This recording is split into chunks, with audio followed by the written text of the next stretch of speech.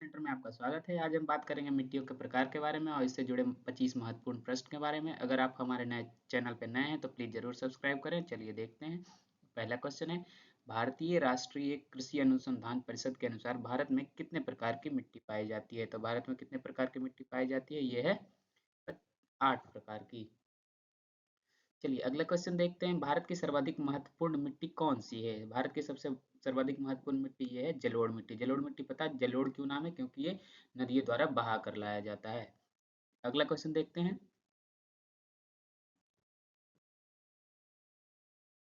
विस्तार और कृषि में महत्वपूर्ण महत्व की दृष्टि से भारतीय मिट्टी को कितने वर्ग में बांटा गया है? तो ये भारतीय मिट्टी को कितने वर्ग में? 5 अलग अलग वर्ग में बांटा गया है। चौथा क्वेश्चन देखते हैं। भारत के सर्वाधिक क्षेत्र पर किस प्रकार की मिट्टी का विस्तार पाया जाता है? यानी भारत में सबसे ज्यादा किस प्रकार का मिट्टी पाया जाता है? तो ये कौन सा? जलोढ़। जलोढ़ आपको पता है मतलब जल द्वारा बहाकर जो लाया जाता है। चलिए पांचवा क्वेश्चन देखते हैं। क्षेत्रफल के आधार पर भारत के मिट्टियों का सही अवरोही क्रम। आरोही और अवरोही में आपको अंतर पता चल होना चाहिए। आरोही मतलब बढ़ते हुए, अवरोही मतलब घटते हुए। आरोही मतलब आ रहा है आपके तरफ, मतलब कोई बढ़ रहा है, मतलब बढ़ते हुए। अवरोही मतलब घटते हुए। तो घटते हुए क्रम है मतलब कौन सी मिट्टी सबसे ज्यादा पाई जाती है कौन से क्षेत्रफल पे, उसके बाद उससे कम, फिर उससे कम, फिर उससे कम। तो सबसे ज्यादा पाई जाती है जलोढ़ मिट्टी, उसके बाद लाल मिट्टी, फिर काली मिट्टी, फिर लेटेराइट मिट्टी। इसका सही आंसर है बी। जी हाँ, अगला क्वेश्चन देखते हैं। अगला क्वेश्चन है, भारत में विभिन्न क्षेत्रों में विभिन्न प्रकार की मिट्टियां पाई जाती है, इसका प्रमुख क्या कारण है? मतलब किस वजह से अलग अलग क्षेत्र में अलग अलग मिट्टी पाई जाती है? तो इसका मुख्य कारण जो है जलवायु, संरचना और उच्चावच में विविधता। मतलब अलग अलग जलवायु होती है और अलग अलग मिट्टियों की अलग अलग संरचना होती है। सातवां क्वेश्चन देखते हैं। तटीय मैदानों और भारत उत्तर भारत के मैदानों में उत्कृष्ट मृदा कौन सी है? मतलब तटीय अलग मतलब नदी के तट पे कौन सी मृदा पाई जाती है और उत्तर भाग में, भारत के उत्तरी भाग में कौन सी मृदा पाई जाती है? ये कौन सी है? ये है जलोढ़ मिट्टी। जी हाँ, आप जैसे ही देखेंगे तटीय भागों में और उत्तर के भागों में ज्यादातर कौन नदियां हैं, इसलिए जल द्वारा लाई गई जो है वो मिट्टी है। क्योंकि देखिए उत्तर के भाग में गंगा, ब्रह्मपुत्र और यमुना, ज्यादातर जो है नदियां भारत के उत्तर में है जो हिमालय से निकलती है। चलिए आठवां क्वेश्चन है, नवीन जलोढ़ मिट्टी को अन्य किस नाम से जाना था? नवीन मतलब क्या होता है? नया। अगर नया है तो उसको क्या बोलेंगे? खादर। खादर मतलब उसमें खाद यानी उसमें मृदा, उसमें कम उर्वरक की जरूरत पड़ेगी और उसमें ज्यादा पैदावार होगी। चलिए नौवां क्वेश्चन देखते हैं।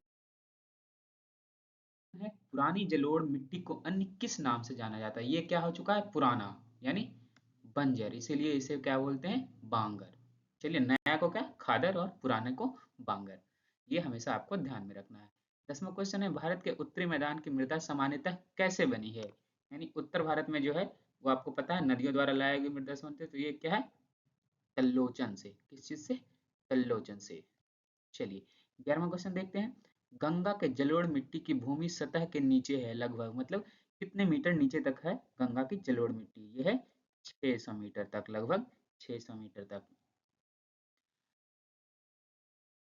गंगा के मैदान की पुरानी कछारी मिट्टी क्या कहलाती है? अभी हमने आपको बताया था नया और पुराना में क्या अंतर है। पुराना मतलब बंजर है, ये तो ये क्या होगा? बांगर। जी हाँ।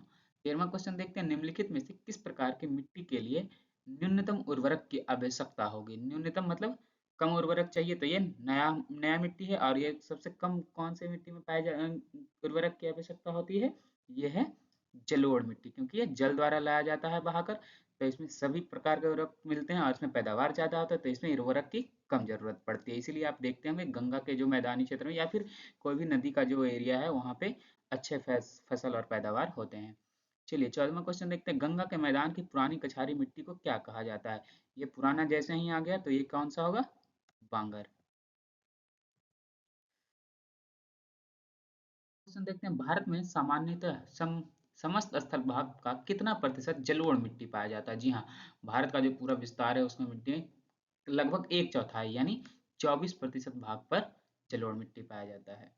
जलोढ़ मिट्टी में जब बालू के कणों और चीका की मात्रा लगभग बराबर होती है, यानी दो प्रकार बालू के कण और चीका की मात्रा लगभग अगर बराबर होती है तो उसे किस नाम से जानते हैं? तो उसे दोमट, यानी दो टाइप का बराबर है तो इसे दोमट मिट्टी भी कहते हैं। 16वां क्वेश्चन देखते हैं, भारत में पाए जाने वाली कौन सी मिट्टी क्रिस्टोशियन युग में दरारी उद्भेदन से निक्षेपित पदार्थों से बनी है? कौन से युग में? क्रिस्टोशियन युग में। ये कौन सी मिट्टी है? काली मिट्टी। अगला, कौन सी मिट्टी प्रायद्वीपीय भारत में अधिकतम क्षेत्र पर विस्तृत है? प्रायद्वीपीय भारत अगर आप समझते हो, प्रायद्वीप मतलब होता है कि कोई भी लैंड जो है, कोई भी एरिया है, वो तीन तरफ जो है पानी से घिरा है। तो प्रायद्वीपीय भारत कौन सा होगा? भारत का, आप भारत का जब नक्शा देखेंगे तो आप देखते हैं कि तीन तरफ जो है समुद्र से घिरा है।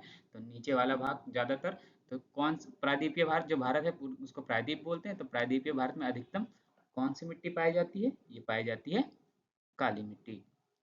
कपास की खेती के लिए सर्वोत्तम मिट्टी कौन सी होती है? कपास की खेती के लिए सबसे अच्छी मिट्टी को माना जाता है कौन सी मिट्टी को? काली मिट्टी को।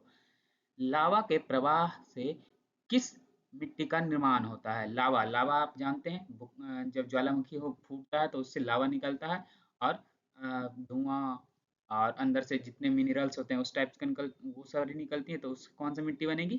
काली मिट्टी। अगले क्वेश्चन देखते हैं, मिट्टी का विस्तार पाया जाता है, यानी काली मिट्टी का विस्तार कहाँ कहाँ पाया जाता है, ये पूछा गया है। तो काली मिट्टी का विस्तार जो है ये महाराष्ट्र में ही पाया जाता है, मध्य प्रदेश में ही पाया जाता है, गुजरात में ही पाया जाता है। तो ये इसका आंसर होगा सभी में। 22वां क्वेश्चन देखते हैं, रेगड़ मृदा किसकी कृषि के लिए सर्वाधिक उपयुक्त है? रेगड़, ये काली मिट्टी को भी काली मिट्टी का दूसरा नाम रेगड़ भी है। तो इसीलिए आप अपने पहले ही पढ़ा है कि रेगड़ मृदा किसके लिए उपयुक्त है? ये कपास के लिए। 23वां क्वेश्चन देखते हैं, निम्नलिखित में से कौन सी मिट्टी जैव पदार्थों से भरपूर होती है? जैव पदार्थ यानी उसमें बहुत कम आपको खाद्य देने की जरूरत पड़ेगी, उर्वरक देने की जरूरत पड़ेगी। तो ये है काली मिट्टी। 24वां क्वेश्चन देखते हैं, भारत में निम्नलिखित मृदाओं में से कौन सी बेसाल्ट लावा के अपक्षय के कारण निर्मित होती है? अपक्षय मतलब उसके टूटने के कारण, या उसको एक तरीके से आप बोल सकते हैं, जैसे हवा पानी से लगने से जो उसको टूट कर महीन कण में बदल जाते हैं, उसको बोलते हैं। ये कौन सी मृदा होती है? रेगड़ मृदा। अंतिम क्वेश्चन है, प्लीज आप हमारे चैनल पर नए हैं तो जरूर से जरूर सब्सक्राइब करिए और हमारे वीडियो को लाइक करिए और शेयर करिए। अंतिम क्वेश्चन है, काली मिट्टी के संबंध में निम्न में से कौन सा कथन असत्य है? मतलब कौन जो दिया गया है चार अलग अलग पॉइंट, कौन सा गलत है? काली मिट्टी कपास की वृद्धि के लिए आप आदर्श होती है। जी हाँ, पहले हमने पढ़ा है कपास की वृद्धि के लिए ये अच्छी होती है, तो ये क्वेश्चन ये सही है। और दूसरा पॉइंट है, इनमें से आर्द्रता को अधिकतम समय तक धारण करने की क्षमता होती है, ये भी सही है, इसमें नमी देर तक रहती है। तीसरा है, सूखने पर काली मिट्टी में दरारें पड़ जाती है, ये भी ऑप्शन सही है, सूखने पर ये काली मिट्टी में दरारें पड़ जाती है। और लास्ट ऑप्शन है, इसकी जुताई अधिक करनी पड़ती है। जी नहीं, ये कौन सा है? ये गलत ऑप्शन है, क्योंकि अगर कोई चीज़ अगर दरार पड़ जाएगी तो एक बार अगर आप उसकी जुताई करेंगे तो ये टूट कर बहुत अच्छे से छोटे छोटे कण में बदल जाएंगे, तो इसकी जुताई कम करनी पड़ती है। तो यहीं समाप्त होता है, धन्यवाद।